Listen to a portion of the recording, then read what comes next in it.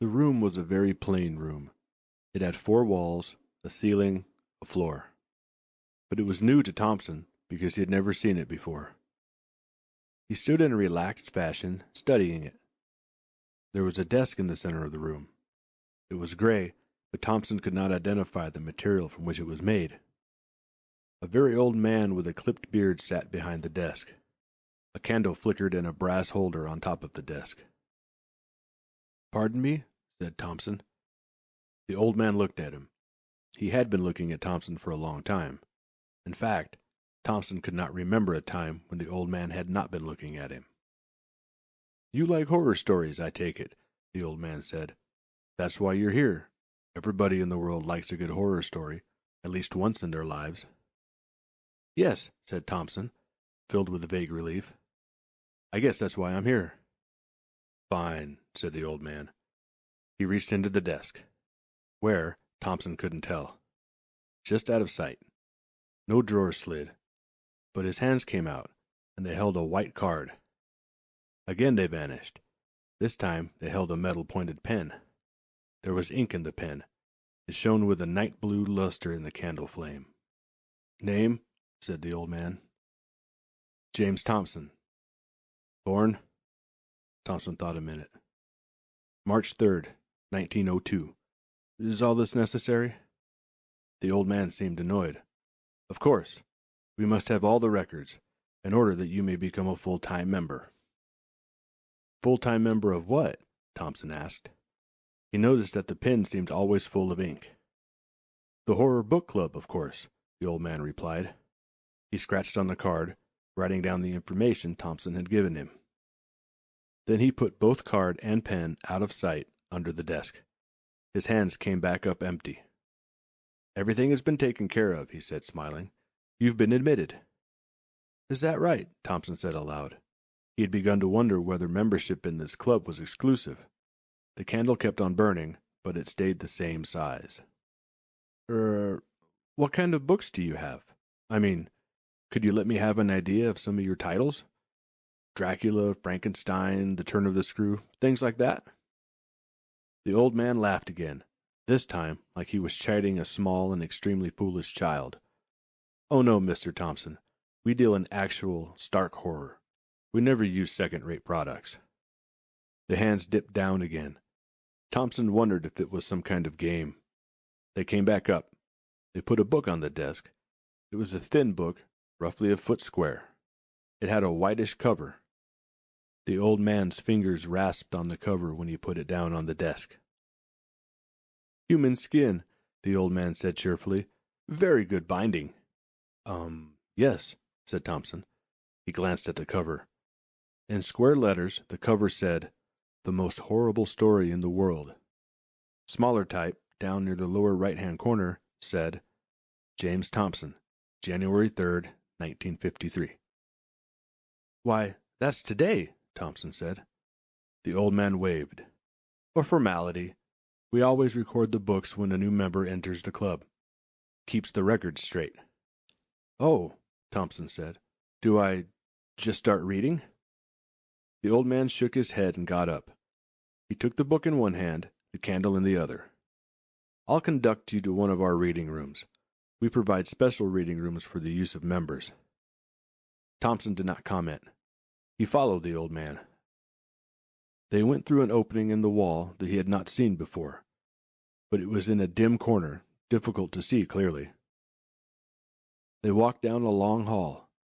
On each side of the hall were closed doors. The candle made shapes move on the walls. "What's that screaming?" Thompson asked, a bit puzzled. "It seems to come from behind these doors." "That's right," the old man said over his shoulder. "This is the Horror Book Club, you know. All of our members take an active interest in their reading. They participate. They get horrified. It's really a horrible book, you know." "Is it?" Thompson felt a slight tingle of expectancy run along his back. He felt somewhat masochistic at the moment. A new thought struck him. "Is that the only book you carry?" "Yes," said the old man. "We've had many editions made. It's the most horrible story in the world. You understand. The most horrible one ever conceived. That's why all our members read it. The hall seemed to stretch on endlessly. Doors marched by, screams faded, new screams took their place. "How late are you open?" Thompson asked. "I stay here all the time," the old man said. "Members are always coming in. They usually stay for a long time. The book is irresistible." "Must be," Thompson said. Finally, they came to a door. The old man stopped. He seemed to pull at the door and it opened, although there was no handle on it. He motioned Thompson inside. The reading room had one chair and one table. An unlit candle stood on the table. The old man applied flame from his candle. "Severe," he said, indicating the room, "but functional. All you really need to enjoy a good horror story." "Well, thanks," Thompson stammered. The old man put the book down on the table. Is it customary to pay or tip?" Thompson said awkwardly. "Oh, no. The founders take care of that." Founders? Still alive, eh?" "Oh, certainly. Must like horror stories to set up a place like this." "They do," the old man assured him. "Well, I hope you like the book." He walked out and closed the door. Thompson said, "Well," a couple of times, saw that no one was listening, laughed foolishly, and sat down on the chair. He picked up the book, feeling the tingle in his spine once more. He opened the book. He began to read. It was a very short story. He finished it almost immediately. And it certainly was horrible. Almost too horrible. He closed the book and got up. His face felt very pale. He went to the door. He tried to open it. It would not open. "Old man," he yelled. "Old man! Old man!" He was so insistent in his yelling that he did not stop to think about the others screaming out in the hall. He expected the old man to come, and he did. The old man's voice said through the door, "Yes?" "I don't like this book," Thompson said. The old man said nothing. "And the door's locked. I want to leave." "You can't." "What do you mean I can't? What kind of place is this, anyway?" His tone was threatening, belligerent, and weak. "You're a member now." It was very final. Thompson felt that the old man was gone. He shouted, "Old man! Old man!" There was no answer. He went back to the table. His stomach seemed to be gone. He opened the book. He read the story again. He couldn't help reading it. It had a kind of fascination. He began to see the true horror in the tale. When he had reread it for the 5th time, he started to scream. Everybody else screamed. Why shouldn't he? After all, he was in the mood. His stomach felt icy. The candle kept on burning, but it always stayed the same size. His eyes showed a glazed expression of madness as the full import of what he had just read registered on his mind. And then he screamed, and screamed. He alternated between periods of screaming and reading, and each time he read the book, it became more horrible.